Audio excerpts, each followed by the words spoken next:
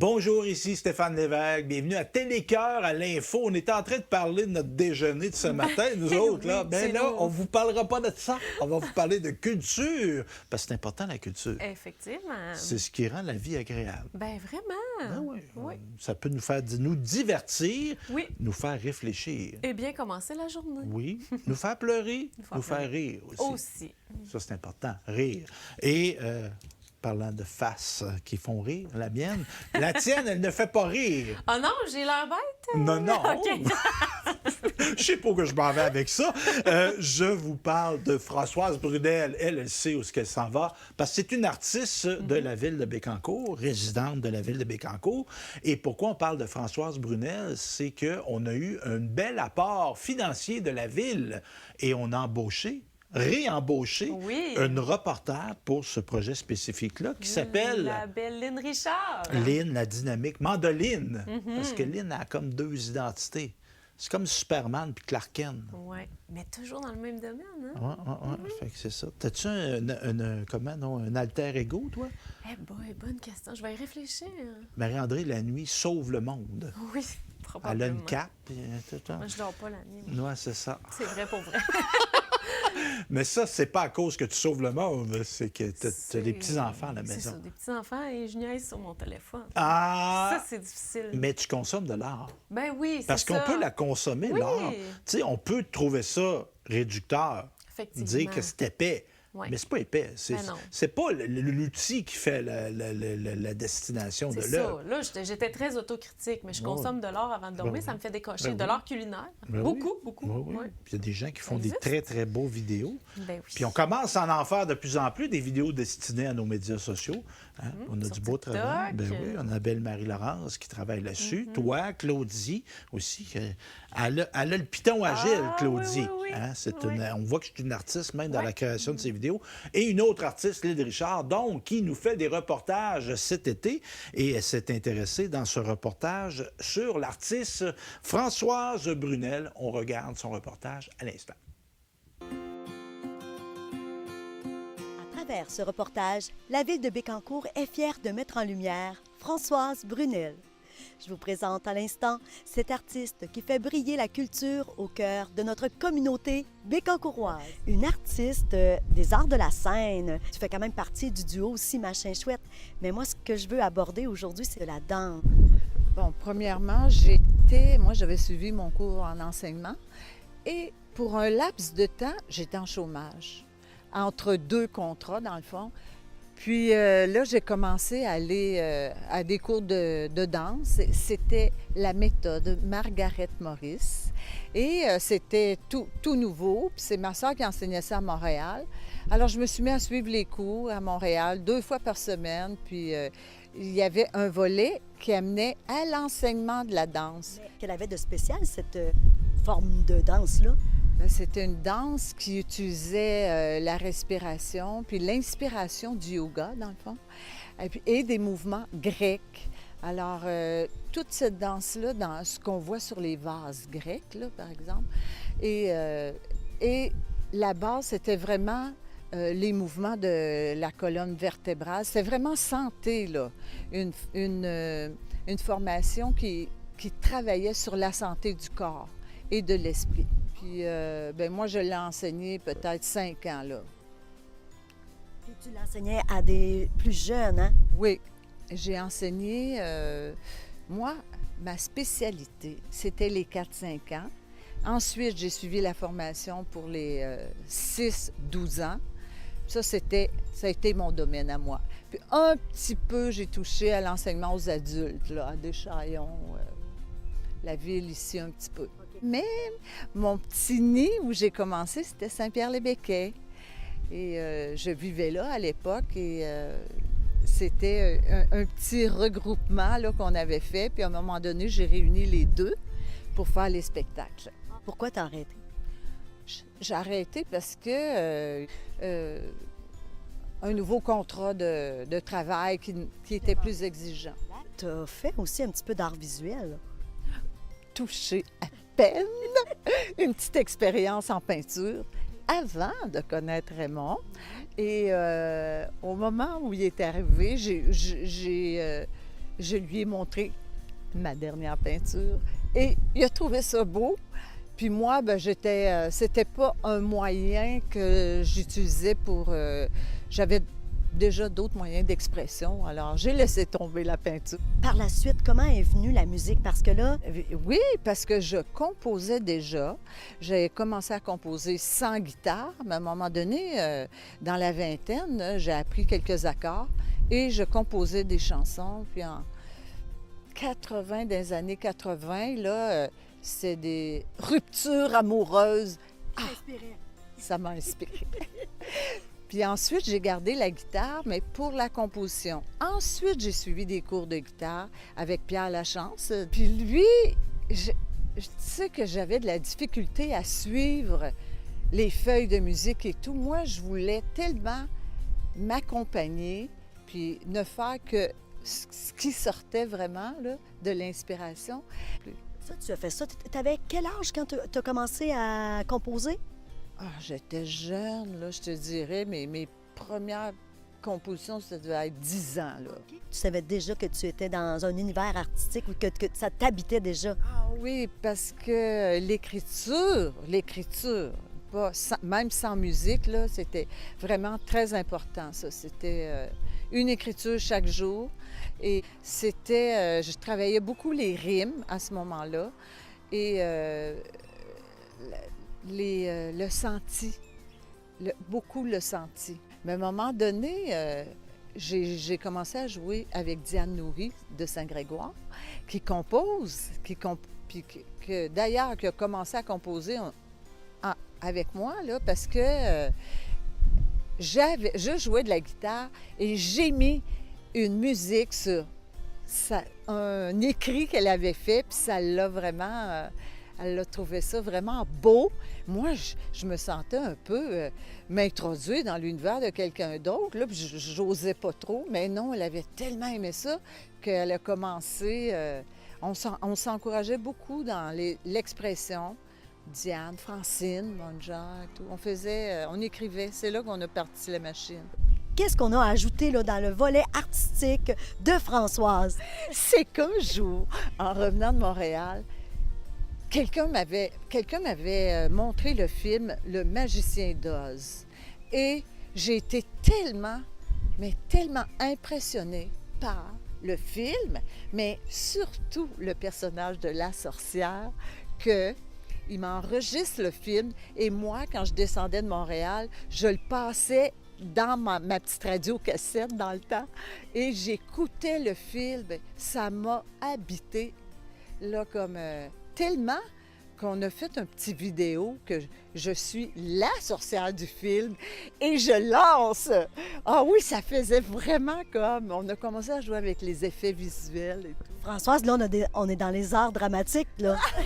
Mais là, c'est là que le personnage de la sorcière est arrivé, parce qu'après ça, là, j'ai eu mon poste au préscolaire, puis ça a été mon personnage de la sorcière qui m'a habité tout le long. Puis je disais aux élèves que c'était le personnage de la sorcière, mais une bonne sorcière. Et c'était aussi pour dire que chaque personne a en lui, en elle, le pouvoir de se transformer. Et c'était pour imager ça. Puis ça, moi, je trouvais que c'était... ça a tellement fonctionné, là, que... Une influence magique et positive. Oui, ah oui, vraiment, là, c'était pendant les 13 années que j'ai fait... moi, je suis tombée au préscolaire comme un poisson dans l'eau, là. Tu sais, j'avais fait de la danse et tout, j'avais écrit des histoires, j'avais écrit un petit livre d'histoire, puis j'ai inventé des histoires. Alors, la maternelle, là, c'était... oui. À travers ton métier, tu pouvais être l'artiste aussi. Ah, oui, c'était l'expression qui était... oui. Puis j'aimais beaucoup introduire la réflexion sur soi, sur la vie et tout. Puis j'avais suivi des cours de philo. À un moment donné, j'allais suivre des séminaires de philosophie. Puis j'essayais de ramener ça dans mon enseignement, dans le fond. Est-ce que tu es encore dans la création aujourd'hui, là? Oui, oui. Puis ça se fait autrement. On dirait que j'écris moins comme de chansons, quoi qu'on en fait un petit peu, là. Mais dans l'écriture reste toujours.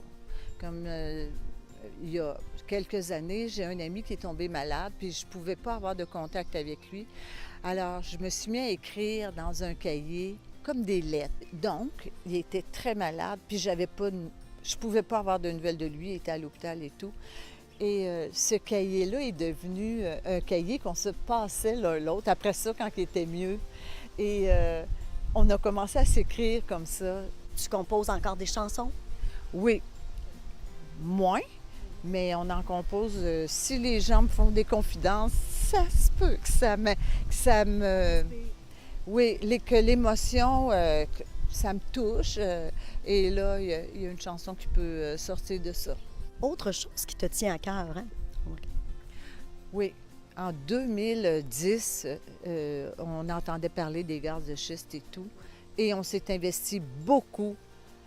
S'éduquer nous-mêmes et s'informer, puis informer d'autres personnes. Puis on s'est investi beaucoup. On écrit des chansons là-dessus. Ah, bon, ça, j'aime ça. On écrit des chansons parce que c'était de cette manière-là qu'on pouvait toucher aussi. Moi, je me disais que chaque fois qu'on a un micro dans les mains, comment c'est important de partager ses passions, mais aussi, on a un micro dans les mains, ça veut dire que nos valeurs, c'est ça. Éduquer, informer. Alors... Merci, Françoise, de m'avoir partagé cette belle tranche artistique de ta vie. Merci à toi. Ça m'a fait vraiment plaisir. Pouvoir remplir son cœur et son âme de belles couleurs pour mieux voir. Et c'est Hélène Richard pour Télécœur.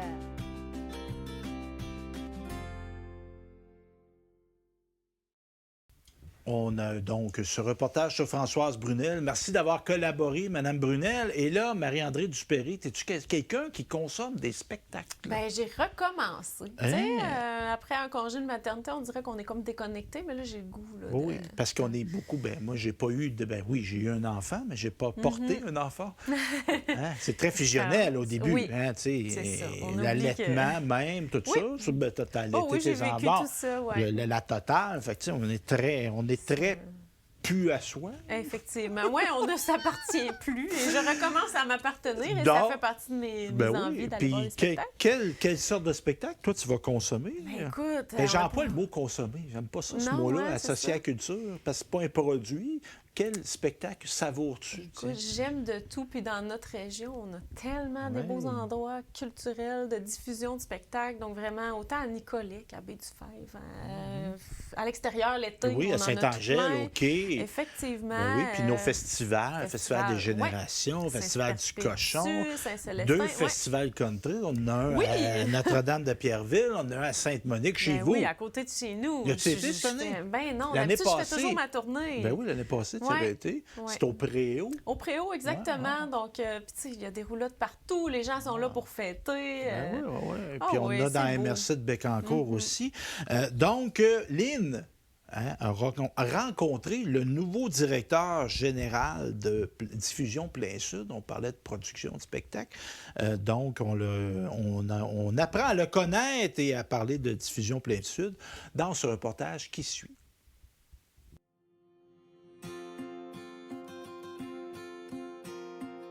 Ce reportage, la ville de Bécancour est fière de mettre en lumière Diffusion Plein Sud, un moteur culturel très précieux dans notre communauté. Et pour nous en parler, Marc Bossé, directeur général. Monsieur Bossé, c'est un honneur de vous rencontrer parce que je sais que ça fait pas si longtemps que vous êtes directeur général, donc vous êtes en train là, d'ouvrir le volet, là, en fait. Là. Oui, exactement. Je suis là officiellement depuis le mois d'avril 2025. J'étais sur le conseil d'administration, cependant, donc je connaissais l'organisme. Je connaissais l'organisme de longue date parce que ça fait quand même une trentaine d'années que j'habite à Bécancour, donc Diffusion Plein Sud faisait partie de ce que je connaissais ici, avec tous les spectacles qu'on présentait, tous les événements qu'on présentait. Et puis, de par mon ancienne vie, où j'ai travaillé pendant une quarantaine d'années à la radio, donc j'avais à travailler aussi, mais souvent avec les artistes qui étaient présentés du côté essentiellement du Moulin-Michel dans le temps, puis avec le temps aussi, les lieux de diffusion ont varié un peu. C'est curieux parce que à un moment donné, on se demandait où la culture s'en allait, si on était pour s'arrêter. Une certaine année 2020 a fait très, très mal. D'ailleurs, on commence à s'en remettre tranquillement. Je ne sais pas si on va vraiment s'en remettre à 100%, tous les diffuseurs, tout ce qui est culturel de cette fameuse pandémie, où les gens ont appris à vivre autrement. Puis après ça, bon, en 2022-2023, ça a commencé à reprendre un peu. Mais, ceci dit, c'est des défis auxquels on doit faire face. Puis, chez Plein Sud, on met les bouchées doubles pour amener tout ça. On veut amener la culture à Bécancour. Oui, on est comme dans une espèce de centre où il y a Trois-Rivières d'un côté, Drummondville de l'autre, Victoriaville de l'autre. Mais on a notre identité ici. Il y a des gens qui ont une facilité de sortir, d'aller voir des spectacles dans les grands centres, d'autres non. Donc, c'est pour ces gens-là qu'on veut rester très actifs ici pour permettre aux gens de venir voir la culture chez nous et aux gens de l'extérieur de venir découvrir aussi, de venir faire un tour. Il y a de la restauration, il y a de l'hébergement, il y a des choses à voir à Bécancour. Donc, c'est le mandat que je me suis donné pour les prochains mois, / années peut-être. Puis là, l'autre défi, c'est le lieu de spectacle, le lieu de rassemblement, parce que là, on est au Moulin-Michel, on sait que, bon, c'est une contenance environ de 120, 130 personnes, donc il faut trouver aussi, à grande échelle, un endroit plus grand. Exact, parce que là, bon, le Moulin-Michel est un lieu magnifique. Historiquement, la plupart des spectacles étaient présentés ici. Mais évidemment, comme dans tous les domaines, les coûts explosent. Donc, les cachets des artistes augmentent, les frais de sonorisation augmentent. Les frais de location, parce qu'on est un diffuseur qui n'a pas de lieu à lui. Donc, on doit louer des endroits ou prendre les endroits que la ville de Bécancour nous offre gracieusement. Par exemple, la salle Yvon-Guimond ou encore le centre culturel. Puis, donc, tous ces frais-là ont explosé. Il y a une capacité d'à peu près 120 personnes ici. Donc, si on fait le calcul, on ne peut pas charger des prix astronomiques parce que le dollar culturel à dépenser pour les gens reste le même dollar, puis peut-être même, on est rendu à 75 cents, parce qu'il y a d'autres priorités. L'épicerie, tout ça passe avant les loisirs, puis quand on arrive aux loisirs, on dit, bon, on va choisir quelques spectacles. Donc, il faut composer avec ça, et quand vient le moment de présenter un spectacle où on pourrait facilement attirer du 200, 250, 300 personnes, bien, le lieu nous manque. Alors, on peut aménager des gymnases, tout ça, mais ce n'est pas vraiment des salles de spectacle. Donc ça, c'est notre principal enjeu et notre principal, je dirais, désir des prochaines années, c'est d'avoir notre propre lieu de diffusion qui deviendrait en même temps nos bureaux et notre force aussi en même temps. Mais pour l'instant, on fait avec ce qu'on a. On fait ce qu'on a, oui. Vous avez aussi les partenaires que vous devez trouver, des partenaires collaboratifs pour le point de vue financier. Exact, parce qu'on a des grands partenaires. On a, dans les partenaires majeurs, bon, la Ville de Bécancour qui contribue, les différents ministères, les différents députés. On a un grand partenariat avec Hydro-Québec, avec Desjardins également. Mais là, on va commencer à cogner un peu partout, à gauche et à droite. Aussi, bon, on a quand même du bénévolat qui vient à travers ça, le conseil d'administration qui travaille très, très fort, qui, lorsqu'il y a des spectacles, viennent aussi travailler pour le spectacle et regarder le spectacle en même temps. Donc, c'est d'une pierre deux coups. Mais puis, on a aussi des collaborations. Depuis quelques années, on est co-diffuseur de certains spectacles avec Quai en Fête. Donc, c'est plaisant de voir que les organismes de Bécancour travaillent ensemble de concert pour amener la culture ici à Bécancour et la garder en santé également. Comment vous bâtissez, en fait, une programmation? De quoi on s'inspire? Bien, en fait, on regarde un peu ce qui se promène à travers le Québec. On va aussi à des lieux de rencontre, par exemple au Rosec ou encore du côté de Rideau, où il y a des agences qui nous présentent des artistes et après ça, là, on peut négocier des cachets, on peut négocier des dates, s'organiser comme ça. De plus en plus aussi, on intègre l'humour dans nos spectacles. Avant, on était entièrement musical, chanson. Là, on commence à intégrer des spectacles d'humour et on amène aussi la culture chez les jeunes. Donc, on a des spectacles jeunes publics qu'on présente soit dans les écoles directement avec des troupes de théâtre, des troupes de percussionnistes et tout ça, en concert avec la commission scolaire. Donc, on va, le centre de service scolaire maintenant, on va dans différents endroits pour ramener la culture chez les jeunes, c'est le public de demain. Et puis, on veut aussi, tranquillement aussi, offrir des volets pour les personnes aînées.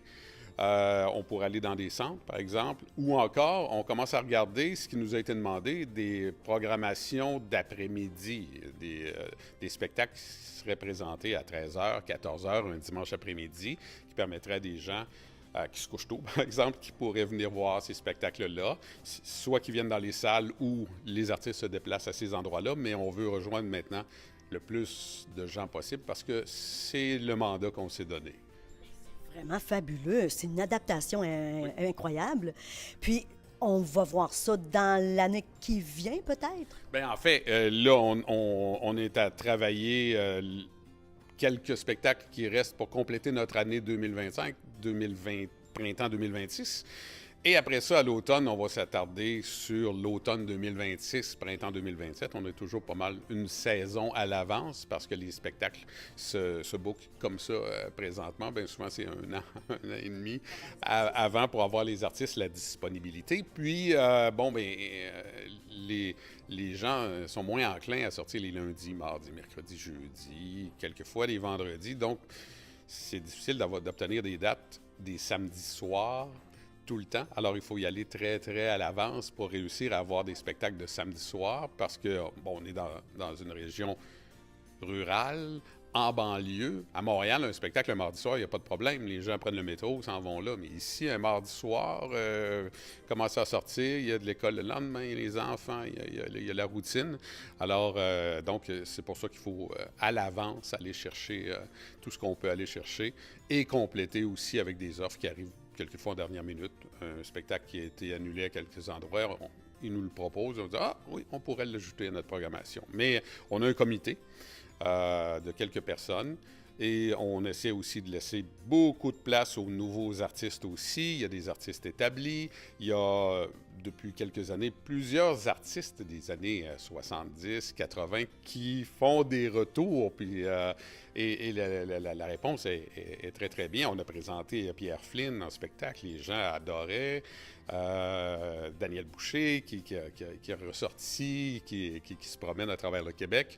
Donc, on essaie de varier pour plaire à un public qui est varié et puis de rajeunir aussi ce public-là.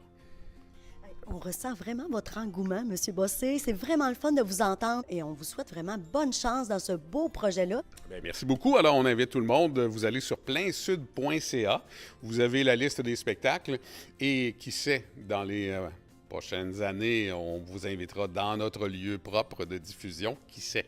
On le souhaite. On se le souhaite vraiment. Merci beaucoup. Bon. Et c'est Hélène Richard pour Télécœur.